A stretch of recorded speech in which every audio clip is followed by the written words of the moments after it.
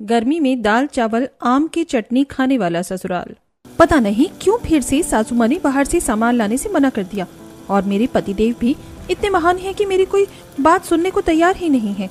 ऊपर से इस दाल चावल ने भी मेरा दिमाग खराब कर दिया है। अब इसके साथ हर रोज कच्चे आम की चटनी भी पीसनी होगी।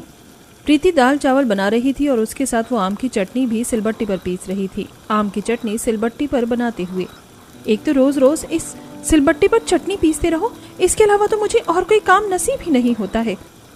वहीं दूसरी तरफ शांति रमेश से उदास होकर कहती है, मैंने बहू को बाहर का खाना लाने से मना कर दिया। हालांकि मुझे भी बहुत बुरा लग रहा है, लेकिन अभी हम कुछ नहीं कर सकते। अभी हमें इन सब चीजों पर कंट्रोल करना होगा। बहू को तो अभी मैं सच भी नहीं बता सकती। अगर उसे पता चल गया तो वो भी बेचारी बेवजह परेशान हो जाएगी, इसलिए मैं अभी उसे कुछ भी इस बारे में नहीं बताना चाहती। कोई बात नहीं, इतना परेशान होने की जरूरत नहीं है। वैसे भी कुछ ही समय की बात है, जब सब ठीक हो जाएगा तब तुम बहू को सारी बात बता देना। वैसे सच कहूं तो भाग्यवान, आज तो मेरा भी कुछ अलग खाने का मन कर रहा है। हम सिर्फ दाल चावल खाते हैं रोज रात को। आज खाने में रोटी और आलू की सब्जी भी बनवा लेना। हाँ सही कह रहे हो, चलो बनवा लेते हैं। वैसे भी कुछ दिन एडजस्ट करना था और अब कुछ दिन और की बात रह गई है। बस भगवान की कृपा से सब ठीक हो जाए, उसके बाद तो कोई परेशानी ही नहीं होगी। फिर तो मैं पूरी रसोई की जिम्मेदारी अच्छे से बहू के हाथ में ही सौंप दूंगी। आखिर ऐसी क्या वजह थी जिसकी वजह से प्रीति एक तरफ इतना गुस्सा हो रही थी और साथ में उसे दाल चावल और उसके साथ में आम की चटनी बनाने में भी गुस्सा आ रहा था। वहीं दूसरी तरफ शांति और रमेश किस मजबूरी के बारे में बात कर रहे थे, जानने के लिए चलते हैं समय में थोड़ा पीछे। दाल चावल और उसके साथ आम की चटनी का कॉम्बिनेशन तो मुझे बहुत अच्छा लग रहा है। बेटा, तुमने तो आम की चटनी बहुत ही ज्यादा स्वादिष्ट बनाई है। तुम्हारे हाथों में तो जादू है। तुम्हें पता है मुझे बचपन से ही आम बहुत ज्यादा पसंद है, और मैं तो बचपन में आम की सब्जी बहुत खाती थी। साथ में आम की सब्जी को ठंडा करके खाने में तो और अच्छा लगता है। फ्रिज में रखी हुई आम की चटनी और उसके साथ रोटी खाओ, ओहो, गर्मी में क्या ही मजा आ जाता है। जी मम्मी जी, मुझे भी आम की चटनी बचपन से बहुत पसंद है। मेरी नानी तो आम की चटनी ऐसी बनाती थी, उनके जैसा स्वाद तो मैं आज तक नहीं बना पाई। लेकिन भाभी, आपने भी बहुत स्वादिष्ट चटनी बनाई है, और आप कहना चाहती हैं कि आपकी नानी इससे भी स्वादिष्ट चटनी बनाती थी? फिर तो आपको खाकर मजा ही आ जाता होगा। हाँ भाभी, वाकई आपने लाजवाब चटनी बनाई है। आप मेरे लंच में तो एक्स्ट्रा चटनी पैक कर देना। ठीक है, मैं पैक कर दूंगी। उसके बाद प्रीति सभी का टिफिन पैक करती है और वो सब अपने अपने काम पर चले जाते हैं। इसके बाद प्रीति सबसे पहले रसोई में जाकर रसोई साफ करती है, उसके सारे बर्तन धोती है। सभी को मेरे हाथ की आम की चटनी कितनी अच्छी लगती है, लेकिन हर रोज सिलबट्टे पर आम की चटनी बनाने में तो मेरी हालत खराब हो जाती है। आज एक काम करूंगी, रात को मशीन में ही पीस करके रख दूंगी। ऐसा सोचने के बाद प्रीति रसोई से बाहर आती है और उसके बाद वो घर का सारा काम खत्म करती है। इस तरह शाम हो जाती है और शाम को जब सब घर वापस आ जाते हैं तो प्रीति फिर से रसोई में खाना बना रही थी। चलो, चावल तो पकाने के लिए मैंने गैस पर रख दिए हैं। वहीं दूसरी तरफ दूसरे गैस पर कुकर में दाल भी उबल गई है और उसके लिए तड़का तैयार करना है।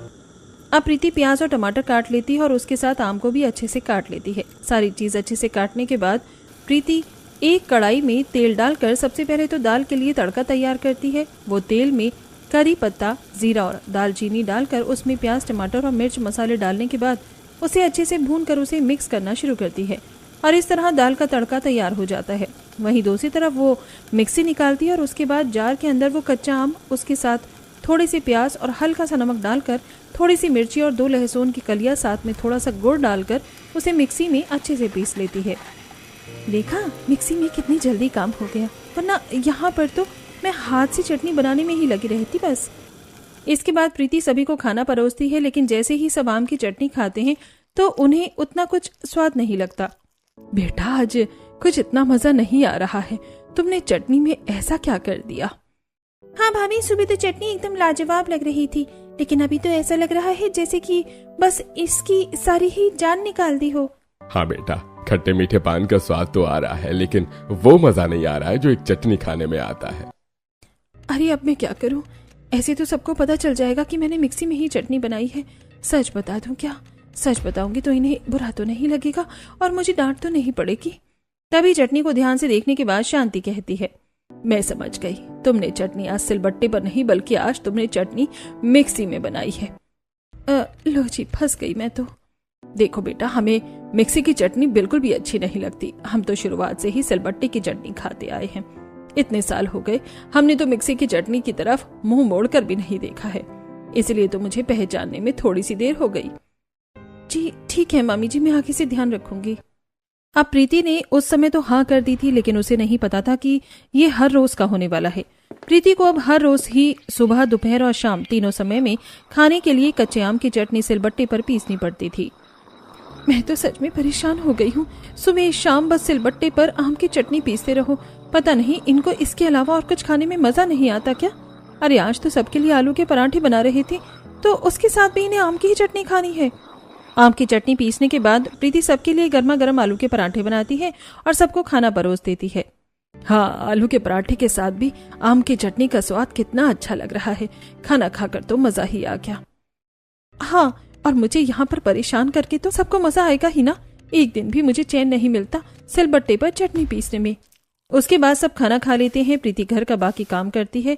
तब प्रीति शांति के पास जाती है, जो हॉल में बैठकर टीवी देख रही थी। मामी जी, मुझे सब्जी लानी है, तो बता दीजिए क्या क्या लेकर आना है।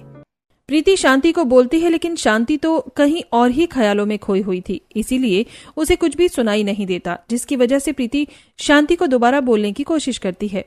मम्मी जी, मम्मी जी, मम्मी जी कहाँ खो गई है? शांति को बार बार बोलने के बाद ही एहसास होता है कि प्रीति उसे बोल रही है। तब शांति हड़बड़ाते हुए कहती है, हाँ बेटा, बोलो क्या बात है? मम्मी जी, क्या कोई परेशानी है?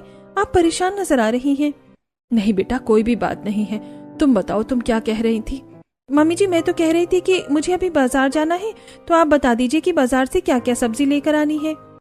बेटा सुनो, अभी तो तुम बाजार में सिर्फ 1 पाव आलू आधी किलो ले आना, 1 पाव मिर्ची और 1 पाव फली और कोई दूसरी सब्जी जो तुम्हें पसंद हो वो 1 पाव ले आना। अभी तो तुम बस इतना ही ले आओ।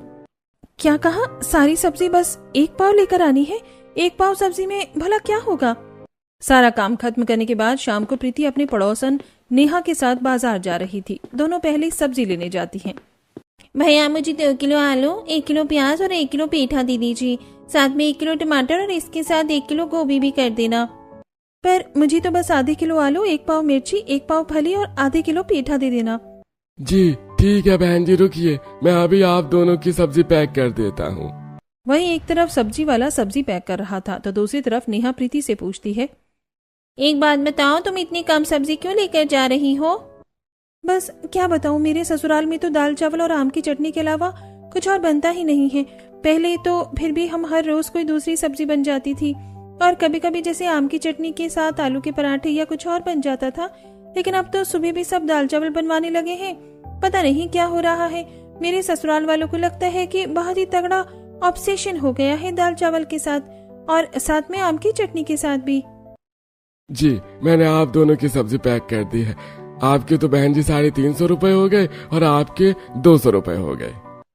उसके बाद प्रीति और नेहा दोनों सब्जी वाले को पैसे दे देती हैं, और वहां से सब्जी लेने के बाद दोनों आगे जा रही थी।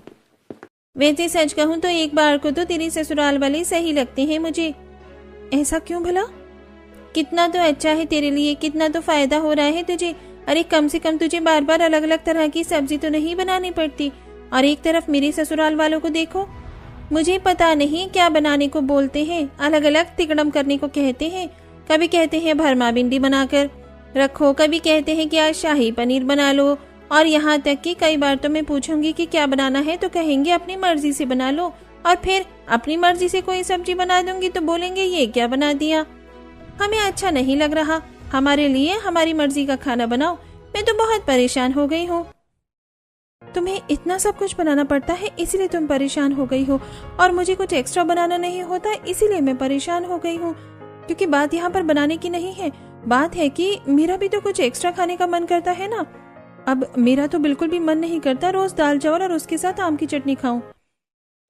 तेरी ये बात भी बिल्कुल सही है। तो कोई बात नहीं, तेरा जो भी खाने का मन करता है तू अपने पति या अपनी सास से कह सकती है कि तुझे अपनी मर्जी का खाना बनाने दे, या फिर तो कभी कभी बाहर से मंगवा कर खा लिया कर। सबके लिए दाल चावल बना दे और अपने लिए बाहर से खाना मंगवा ले। ऐसे कितना इजी हो जाएगा। हाँ, हो तो जाएगा। ये आइडिया और भी अच्छा है। इस तरह मुझे कुछ एक्स्ट्रा खाना नहीं बनाना होगा और मुझे भी अपनी मर्जी का खाना को मिल जाएगा। अब ये सोचकर प्रीति घर वापस आती है और प्रीति तो अपनी सास से ये बात सब कहते हुए तो पहले कतरा रही थी, इसलिए वो इस बारे में सबसे पहले अपनी पति से बात करने के बारे में सोचती है। पहले वो रात को सभी को डिनर देती है, जिसमें आज फिर से दाल चावल और आम की चटनी बनी हुई थी। आज का खाना बहुत अच्छा बनाया है। मैं तो कहती हूँ बहू की अब क्या रखा है बाकी सब्जी में। मुझे तो यही कॉम्बिनेशन बहुत अच्छा लग रहा है। अब तुम हर रोज सिर्फ दाल चावल और आम की चटनी ही बना लिया करना। हाँ, मुझे भी कोई परेशानी नहीं है। अगर ज्यादा मन करे तो सुबह सादे पराठे हो जाएंगे आम की चटनी के साथ, और रात को ये हल्का खाना अच्छा रहेगा। सही बात है। मेरे पति देव भी तो इन्हीं के बेटे हैं, तो इनके जैसे ही तो बात करेंगे। कोई बात नहीं, इनसे तो मैं बाद में बात करूंगी। अब सब खाना खाने के बाद अपने कमरे में चले जाते हैं और वहीं दूसरी तरफ प्रीति रसोई का सारा काम खत्म करने के बाद जब रात को सोने के लिए अपने कमरे में जाती है तब वो रोहन से बात करती है। मुझे आपसे कुछ बात करनी है। हाँ कहो, क्या बात है? मैं कहना चाह रही थी कि मैं रोज रोज दाल चावल खाकर बोर हो जाती हूँ। मेरा कुछ अच्छा खाने का मन करता है, इसीलिए मैं कह रही थी कि आप मेरे लिए कल कुछ अच्छा सा खाने के लिए ले आना। बहुत दिनों से मेरा चटपटा खाने का मन कर रहा है। अच्छा, बस इतनी सी बात? ठीक है, मैं कल तुम्हारे लिए ले आऊंगा। Thank you so much, you are the best. लेकिन सबसे छुप कर लेकर आना, किसी को पता नहीं चलना चाहिए कि यहाँ पर क्या चल रहा है। हाँ बाबा ठीक है, तुम चिंता मत करो। उसके बाद प्रीति सो जाती है और अगले दिन वो खुशी खुशी पूरे घर का काम कर रही थी और इंतजार कर रही थी कि शाम को रोहन उसके खाने के लिए कुछ अच्छा लेकर आएगा। प्रीति रात का डिनर बना रही थी और खुशी से गुनगुना रही थी। वो आम की चटनी बनाने के लिए प्याज और आम काट रही थी। आज मैं ऊपर आसमान नीचे, आज मैं आगे ज़माना है पीछे, आज मैं ऊपर आसमान नीचे। इस तरह गाना गाते हुए प्रीति खाना बना रही थी। तब उसने सारी चीजें काट ली थी और अब वो सिलबट्टे पर चटनी पीस रही थी। काफी देर तक सिलबट्टे पर चटनी पीसने के बाद उसने जो गैस पर दाल चावल पकाने के लिए रखा था वो भी पक जाता है और उसके बाद वो कुछ गर्मा गर्म रोटी बनाती है और सभी को खाना परोसती है। सब बड़े मजे से खाते हैं। बेटा, हमारा खाना तो खत्म होने वाला है, तुमने अब तक खाना शुरू क्यों नहीं किया? मम्मी जी, मुझे भूख अभी नहीं लग रही है, मैं थोड़ी देर में खा लूंगी। अच्छा ठीक है बेटा, लेकिन समय पर खा लेना। जी ठीक है मम्मी जी। उसके बाद सब जब खाना खाकर वहां से चले जाते हैं और प्रीति रसोई में बड़ी खुशी से बर्तन धो रही थी। आज तो पता नहीं रोहन जी मेरे खाने को क्या लेकर आए होंगे। मुझे तो बहुत खुशी हो रही है, मुझे बस जल्दी से कमरे में जाकर देखना है। अब प्रीति प्लेट लेकर अपने कमरे में जाती है और रोहन को कहती है, चलिए जल्दी दीजिए। क्या देना है? अरे अब मजाक मत कीजिए, वैसे भी मेरी भूख के मारे जान निकली जा रही है और मैं पूरे दिन से इंतजार कर रही थी। जल्दी बताइए, आज आप बाहर से मेरे लिए खाने को क्या लेकर आए हैं? मैं तो बड़ी बेसब्री से इंतजार कर रही थी और मुझे तो बड़ी खुशी हो रही है। चलिए अब जल्दी से दे दीजिए। ये बात सुनने के बाद तो रोहन का मुंह बन जाता है और वो घबराते हुए कहता है, मुझे माफ करना, लेकिन मैं तो तुम्हारे लिए कुछ भी लाना भूल गया। क्या कहा? कहीं आप मजाक तो नहीं कर रहे हैं? देखिए, अगर आप मजाक कर रहे हैं तो ये बहुत ही गंदा मजाक है। मैंने आज पूरे दिन से इंतजार किया और अभी भी मुझसे सब्र नहीं हो रहा है। अब प्लीज जल्दी बता दीजिए क्या सच है। हाँ, मैं बिल्कुल सही कह रहा हूँ। मुझे माफ करना, लेकिन मैं लाना भूल गया, मुझे बिल्कुल याद ही नहीं रहा। अब बेचारी प्रीति ये सुनकर बहुत बुरा लगता है उसे, और उसे बहुत ज्यादा गुस्सा भी आता है क्योंकि वो सुबह से बेसब्री से इस चीज का इंतजार कर रही थी। क्या कहा? लाना भूल गई? एक दिन आप मुझे भी भूल जाओगे तो भी कह देना कि माफ करना, मैं आपको भूल गया हूँ। आपने मुझे बहुत बड़ा धोखा दिया है। भला ऐसा भी कोई किसी के साथ करता है क्या? आज मेरा दिल बहुत बुरी तरीके से टूट गया। आपने मेरे साथ बिल्कुल भी अच्छा नहीं किया। इतना कहकर प्रीति गुस्से में पैर पटकते हुए वहां से चली जाती है। अरे रुको तो सही, मेरी बात तो सुनो जरा। रोहन प्रीति को रोककर समझाने की कोशिश करता है, लेकिन प्रीति नहीं रुकती और रसोई में चली जाती है। प्रीति को बहुत ज्यादा भूख लग रही थी, इसलिए वो थोड़े से बचे हुए चावल में ही दाल डालकर उसके साथ कच्चे आम की चटनी मिलाकर खाने लगती है। कैसी किस्मत है मेरी, सुबह से चाट भल्ला खाने का इंतजार कर रही थी और घूम फिर कर वहीं से फिर दाल चावल पर आकर ही रुक गई हूँ मैं। जब खाना खाकर प्रीति वापस कमरे में जाती है तब रोहन उसे कहता है, अरे बाबा मुझे माफ कर दो, आज तो मैं भूल गया, लेकिन अगली बार ऐसा नहीं होगा। अगली बार मैं तुम्हारे लिए पक्का कुछ अच्छा खाने को लेकर आऊंगा। जो तुम कहोगी वही खाने के लिए ला दूंगा। अच्छा ठीक है, मेरा चाप खाने का मन कर रहा है तो अगली बार चाप और नान लेकर आ जाना। हाँ ठीक है, अब तो गुस्सा थूक दो और आराम से सो जाओ। उसके बाद दोनों सो जाते हैं। फिर वही एक तरफ प्रीति को हर रोज में दाल चावल और आम की चटनी बनानी पड़ रही थी और दूसरी तरफ प्रीति हर रोज रोहन का बेसब्री से घर आने का इंतजार करती और सोचती कि शायद आज तो रोहन उसके लिए बाहर से खाने को कुछ लेकर आएगा। लेकिन ऐसे ही पूरा एक हफ्ता गुजर जाता है और रोहन उसके लिए एक भी दिन कुछ नहीं लेकर आ रहा था। ये सब जानने के बाद प्रीति को बहुत ज्यादा गुस्सा आता है। आप तो बस मुझे उल्लू बनाते हैं। मुझे तो लग रहा है कि मैं आपकी लाइफ में बिल्कुल भी इम्पोर्टेंट नहीं हूँ। आपको मेरे होने ना होने से कोई फर्क ही नहीं पड़ता है। आपको फर्क ही नहीं पड़ता कि आपकी पत्नी आपसे इतने दिनों से कुछ मंगवा रही है और मैं इतने दिनों से बेसब्री से इंतजार कर रही हूँ। हर रोज बस आप आकर एक शब्द कह देते हैं कि माफ करना, मैं तो भूल गया। हाँ, तो मैं अक्सर भूल जाता हूँ। मैं इसमें क्या कर सकता हूँ? आपके ऑफिस से निकलने के बाद भी मैंने आपके पास कॉल करके आपको याद दिलाया था, लेकिन उसके बाद भी आप भूल गए। हाँ, तो मैंने कहा था ना, मैं भूल गया तो भूल गया। इसमें इस बात को इतना बढ़ाने की क्या जरूरत है? आज के बाद मुझे आपसे कोई सामान नहीं मंगवाना है।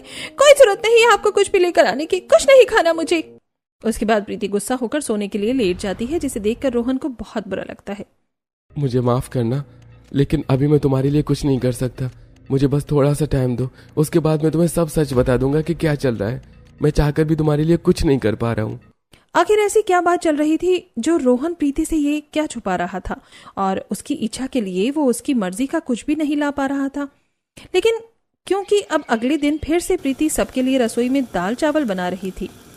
सुबह कम से कम पहले पराठे तो बन जाते थे, अब फिर से वही दाल चावल बन रहे हैं। अब बस बहुत हो गया। आज मैं अपनी सास से इस बारे में बात करके रहूंगी। अब प्रीति बहुत ज्यादा फ्रस्ट्रेट हो गई थी, इसीलिए वो इस बारे में शांति से बात करती है। मामी जी, मैं तो हर रोज दाल चावल खाकर बहुत ज्यादा पक गई हूँ। इसके साथ चटनी भी सिर्फ एक ही बनती है, वो भी आम की ही चटनी। अब तो आपने सब्जी मंगवाना भी बहुत कम कर दिया है। क्या मैं आज सबके लिए शाही पनीर चाप की सब्जी बना सकती हूँ?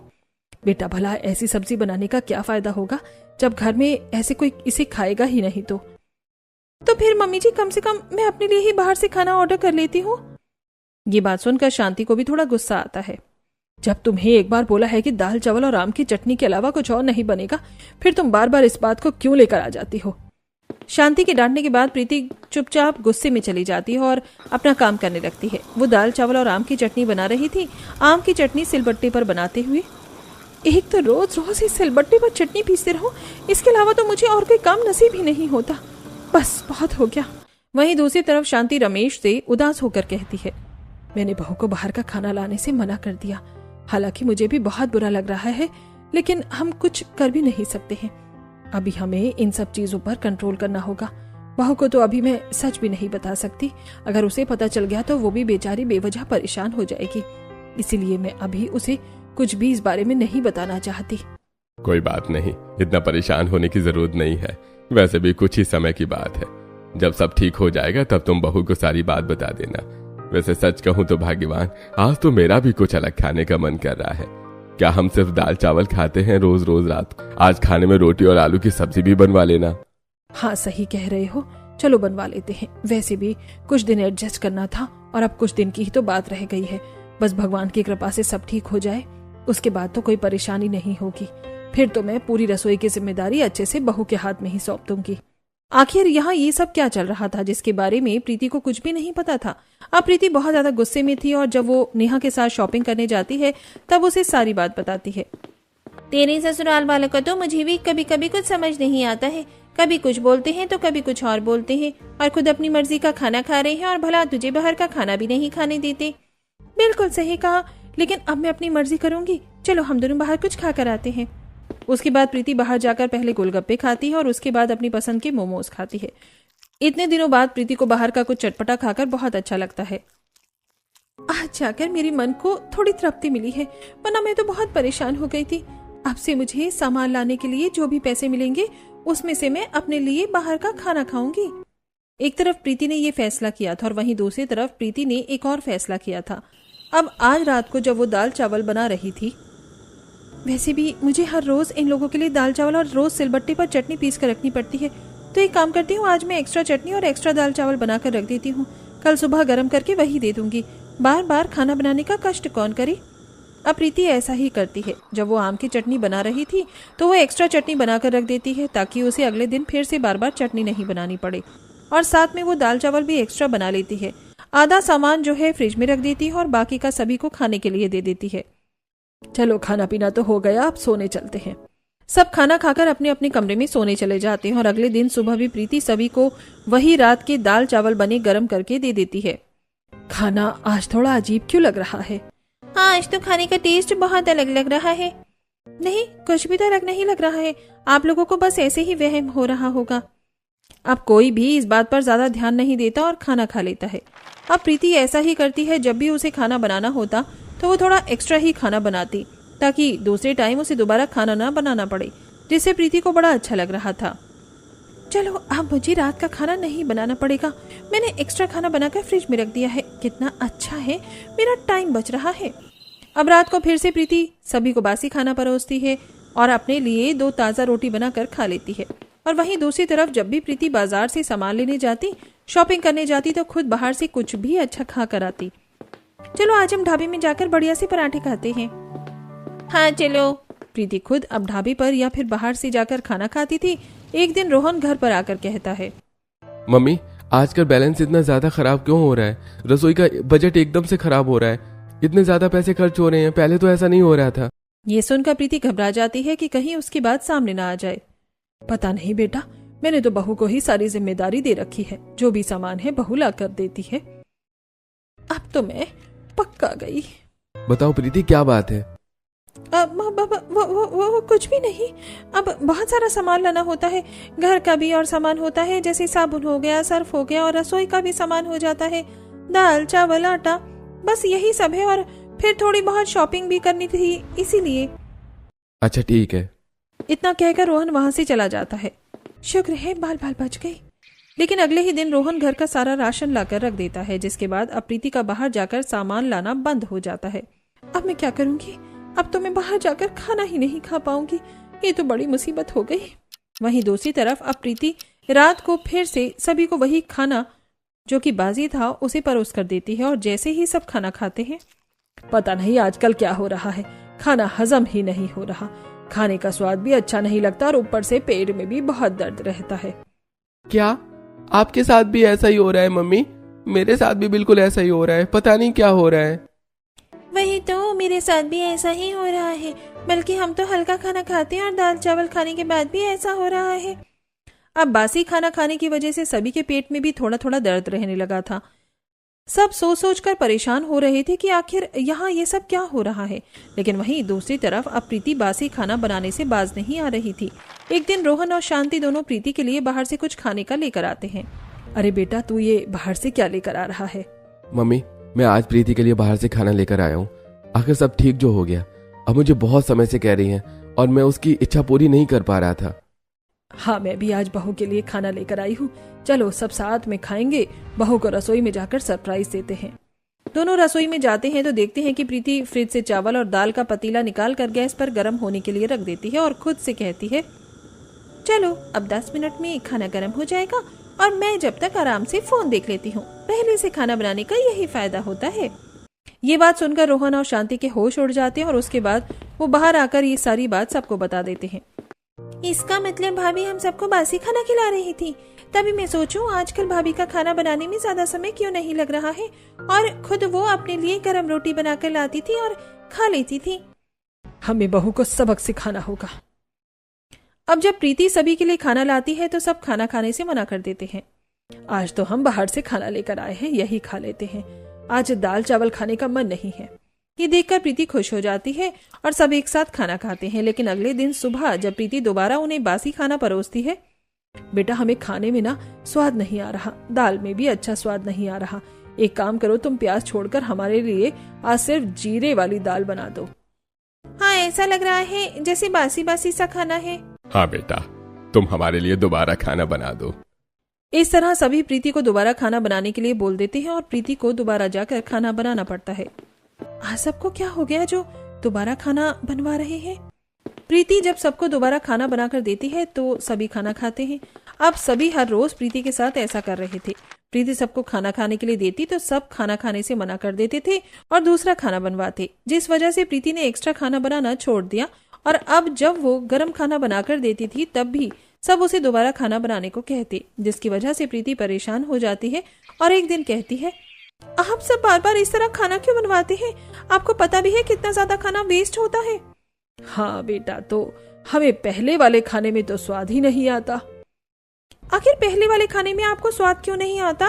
मैं पहले और दूसरी बार भी खाना तरीके से ही बनाती हूँ।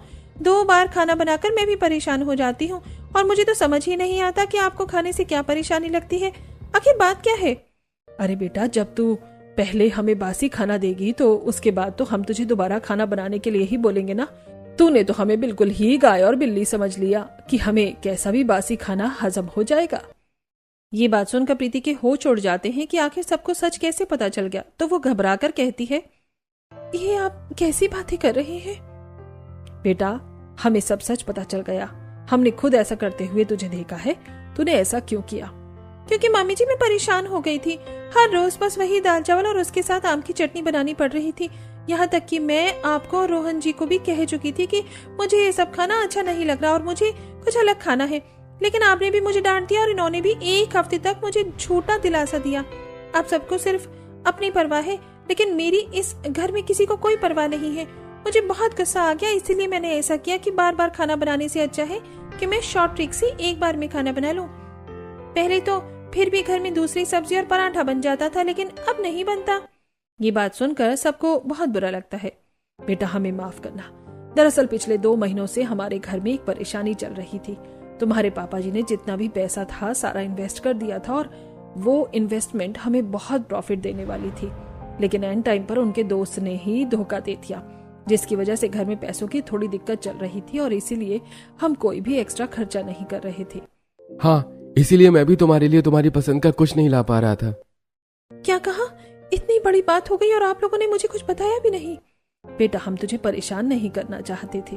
मुझे माफ कर दीजिए, मैंने आप लोगों को नहीं समझा और आपके साथ ऐसा किया। नहीं बेटा, हमारी भी गलती है कि हमें तुझे भी समझना चाहिए था और तुझे इस तरह परेशान नहीं करना चाहिए था।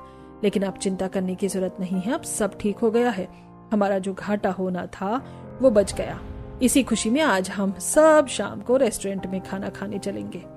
इस तरह सभी को अपनी गलती का एहसास हो जाता है और उसके बाद सब आज रात को रेस्टोरेंट में खाना खाते हैं। वहां पर सब अपनी पसंद का खाना ऑर्डर करते हैं। आज तो मैं शाही पनीर खाऊंगी। हाँ, आज जिसे जो खाना है वो खा सकता है। मैं तो चीज कॉर्न पिज्जा खाऊंगी, इतने दिनों से इंतजार कर रही थी। और प्रीति, तुम्हें क्या खाना है? मेरा तो आज छोले भटूरे खाने का मन कर रहा है। छोले भटूरे मेरे फेवरेट है और बहुत समय से खाए भी नहीं है। इस तरह सभी ने अपनी पसंद का खाना ऑर्डर किया और खूब मजे से खाना खाया।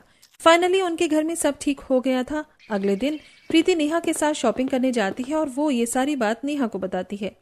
यानी तुमने ससुराल पर इतनी बड़ी मुसीबत आई, लेकिन खुशी है कि अब सब ठीक हो गया। हाँ, अब कोई परेशानी नहीं है। इसी खुशी में इन्होंने मुझे पैसे दिए हैं कि मैं अपनी मर्जी से कोई भी ड्रेस लेकर आ सकती हूँ। दोनों शॉप पर कपड़ा लेने जाती हैं और वहां पर प्रीति को एक ड्रेस पसंद आ जाती है। नहीं भैया, 1000 रुपए तो बहुत ज्यादा है इस ड्रेस की। मैं तो आपको 800 रुपए ही दूंगी। अगर आपको देनी है तो डन कीजिए, वरना नहीं। अच्छा ठीक है बहन जी, मैं पैक कर देता हूँ। दुकानदार कपड़े पैक कर देता है और उसके बाद नेहा और प्रीति कपड़े लेकर जब रास्ते से घर वापस आ रही थी। अरे प्रीति, अब तो तेरे घर में पैसों की प्रॉब्लम सॉल्व हो गई है और तू तो पहले से भी ज्यादा कंजूस हो गई है।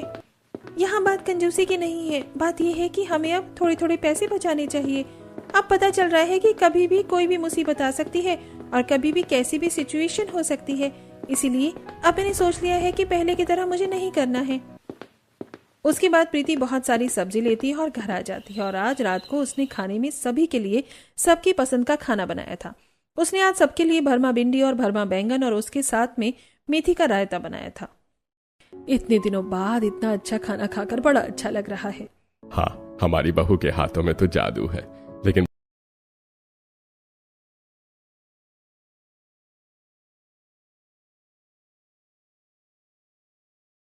बेटा, कुछ भी हो, आम की चटनी की तो अब इतनी आदत हो गई है कि उसके बिना खाना अच्छा नहीं लग रहा। ठीक है पापा जी, मैं कल से आप सभी के लिए आम की चटनी बना दूंगी। इस तरह सब खाना खाते हैं और अपने अपने कमरे में जाकर सो जाते हैं।